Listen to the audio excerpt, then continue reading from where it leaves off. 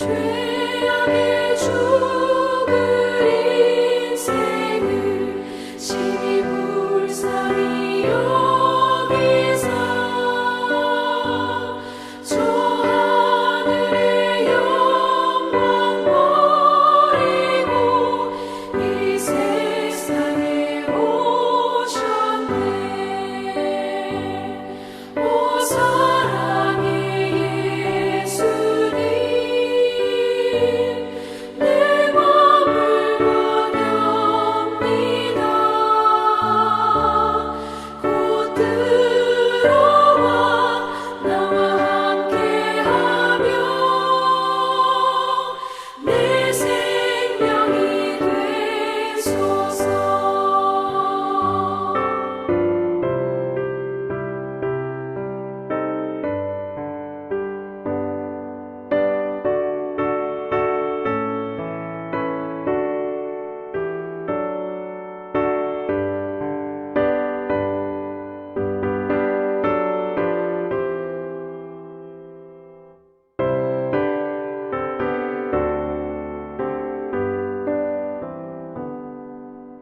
홍보를 입은 구주는 가시면류관 쓰시고 저 십자가 높이 달리사 그 아픔을 참았네. 오 사랑의 예수님, 내 맘을 원합니다. 곧 들어와 나와 함께하며 내 생명이 되소서. 미련한 우리 인생은 주의 공로를 모르고 그 쓸쓸한 사막 가운데 늘 헤매고 다녔네. 오 사랑의 예수님, 내 맘을 원합니다. 곧 들어와 나와 함께하며 내 생명이 되소서.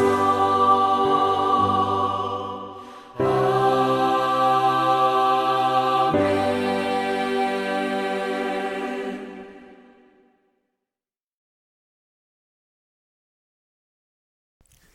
수요일 새벽기도 나오신 성도님들을 예수님의 이름으로 환영하고 축복합니다.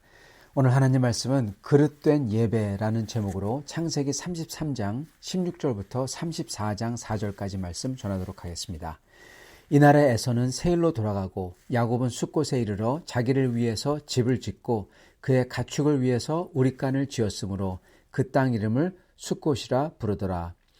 야곱이 밧단 아람에서부터 평안히 가나안 땅 세겜 성읍에 이르러 그 성읍 앞에 장막을 치고 그가 장막을 친 밭을 세겜의 아버지 하몰의 아들들의 손에서 백크시타에 샀으며 거기에 제단을 쌓고 그 이름을 엘 엘로헤이 이스라엘이라고 불렀더라.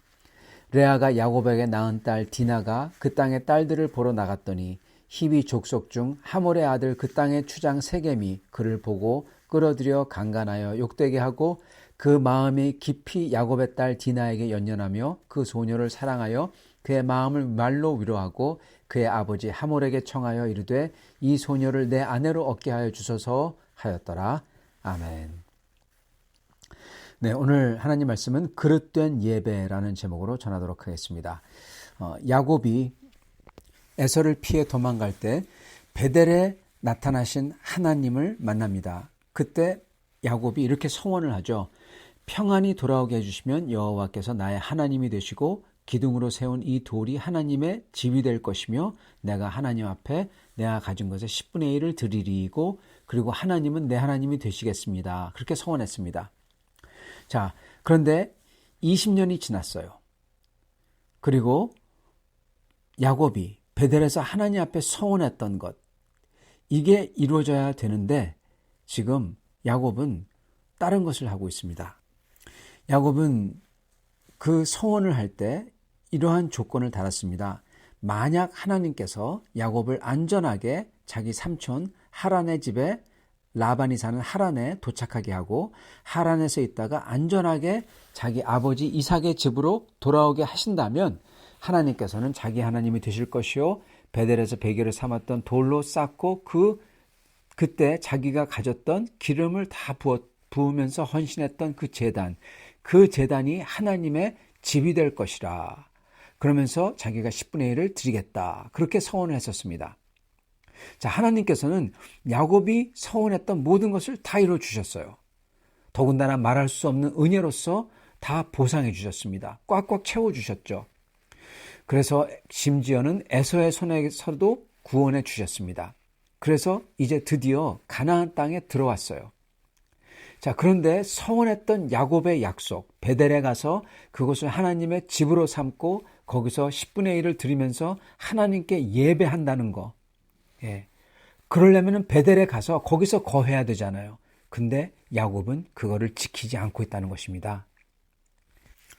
에서가 군대를 이끌고 막 달려왔을 때 그때 간절하게 구해달라고 주님을 붙들었죠. 그러고 나서 그게 해결되니까 여러분 어떻게 설명합니까? 야곱은 평안하게, 아주 편안하게 베델로 갔다? 아니요. 어디로 갔습니까? 세겜으로 왔다. 예, 달라진 겁니다. 여러분, 달라진 거예요. 에서와 야곱의 조우 만난 다음에는 에서는 세일로 갑니다. 요단강이 흐르고 있잖아요. 저기 이스라엘 땅에요. 그 요단강의 북쪽은요, 갈릴리 호수고요. 요단강의 남쪽은 사해, 죽은 바다, 사해입니다. 자, 세일은 요단강을 중심으로 해서 그리고 사해의 동쪽에 있어요. 쉽게 얘기하면 우리 지도를 보면 오른쪽에 있어요. 요단강의 오른쪽. 그리고 아래 남쪽에 사해 옆에 붙어 있어요. 근데 야곱의 아버지의 집, 그 이삭의 집은 브엘세바는 요단강과 사해의 반대편에 있습니다. 네, 세일의 반대편이에요. 서쪽에 있습니다. 야곱은 그렇게 남쪽으로 내려갔고 야곱은 아버지의 집으로 가는 대신에 그냥 서쪽으로 가버려요. 거기서 남쪽으로 가면은 베델이고 또 남쪽으로 가면은 이삭이 있는 브엘세바예요. 근데 거기 가지 않고 그냥 서쪽으로 가버려요. 거기서 숫곳이라는 곳에 장막을 쳤고 거기에 자기 집을 졌고 거기에 우리간을 졌다고 합니다. 예. 여러분, 숫곳이라는 지명 자체가 장막이라는 뜻이에요. 자기가 붙인 겁니다. 옮겨 다니는 유목민이 장막을 치고 심지어 집까지 졌다. 그리고 가축을 위해서 우리간을 다 가축을 위한 집을 만들었다. 그건 무슨 뜻입니까? 거기서 오랫동안 살겠다는 겁니다. 거기서 오랫동안 머문 다음에 세겜에 갔다고 그래요. 자, 그런데 세겜에 가서는 숫곳보다 좀 한술 더 뜹니다. 18절과 19절 야곱이 밧단 아람에서 평안히 가나안 땅 세겜 성읍에 이르러 그 성읍 앞에 장막을 치고 그가 장막을 친 밭을 세겜의 아버지 하몰의 아들들의 손에서 백크시타에 샀으며. 여러분, 여기 야곱이 평안하게 가나안 땅 세겜에 왔어요. 주님께서 평화를 주셨어요. 이 평화로 베델에 가야 되는데 숫곳에서 살다가 아주 평안하게 세겜으로 왔고 거기서 잠시 있는 게 아니라 아예 이번에는 땅을 샀다고 합니다. 예. 이거는 집을 장막을 쳤다 이 정도가 아니라 이제 완전히 땅을 산 거예요. 이건 이제 여기서 완전히 말뚝을 박겠다는 겁니다. 그 의지를 비치고 있어요. 베델에 가야 되는데 세겜에서 이제는 완전히 말뚝 박고 살려고 하는 겁니다. 그리고 그거에 대해서 아주 평안하다는 겁니다. 예, 마음이 하나도 괴롭지가 않아요. 여러분, 이건 더 잘못된 거죠. 자, 그런 다음에 야곱이 아주 어떻게 보면 굉장히 신앙적이다. 그렇게 말할 수 있는 행동을 합니다. 그 세겜에서 제단을 쌓고 그 제단의 이름을 엘 엘로헤이 이스라엘, 하나님 곧 이스라엘의 하나님, 이러한 이름까지 붙여가지고 거기에 제단의 이름을 붙이고 예배를 드립니다. 여러분, 이거를 어떻게 봐야 될까요? 여러분, 이거는요, 이 예배는, 그 예배 자체가 주님이 언약으로 주신 말씀과는 완전히 다른 예배입니다. 하나님과 맺은 언약은 어떻습니까? 베델에서 하나님의 집을 세운다고 그랬어요. 거기서 온전한 11조를 드리겠다고 그랬어요. 그러면서 예배하겠다고 그랬습니다.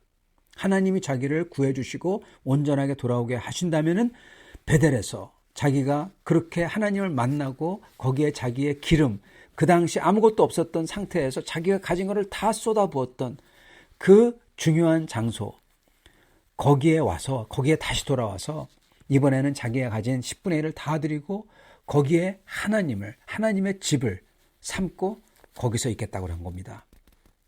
근데 지금 세겜의 예배는요, 완전히 다른 예배라는 거예요. 11조를 드린 것도 없습니다. 11조를 드렸다고 안 나와요. 장소도 하나님을 만나서 헌신했던 장소가 아니라 자기 멋대로 세겜, 주님이 기뻐하지 않는 가나안 족속, 그 족속의 성읍의 바로 옆에 거기다 땅까지 구입해서 완전히 거기서 살려고 거기서 예배드렸다는 겁니다. 즉 이 예배는요, 자기 중심적, 야곱 중심적인 예배였던 겁니다. 하나님 섬김도 자기 중심적인 섬김이었다는 것입니다. 여러분, 여기에 예배의 원칙이 나옵니다. 여러분, 우리는 예배를요, 반드시 하나님 중심적인 예배를 드려야 됩니다. 섬김도 하나님 중심적인 섬김을 드려야 돼요. 이게 참된 예배고 참된 섬김의 원칙입니다. 누구 중심이냐 이거예요. 그래서 항상 예배 때, 그리고 섬길 때 우리 자신에게 물어봐야 돼요. 여기서 이 예배에서 과연 누가 주인이고 누가 종인가? 누가 위에 있고 누가 아래에 있는가?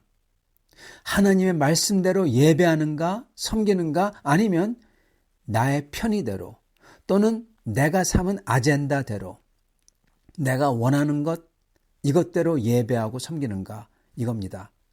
만약에 내 아젠다가 먼저고 내가 원하는 게 먼저고 내가 경험하고 느끼는 거, 내가 막 이렇게 막 좋은 거, 그거를 먼저 놓고 예배한다면 그거는 참된 예배가 아닙니다. 오직 주님의 말씀대로, 주님의 언약대로, 주님의 명령대로 하는 게 진짜 예배인 것입니다. 여러분, 자기 중심적인 예배, 자기 중심적인 섬김은요, 자기를 위한 거예요.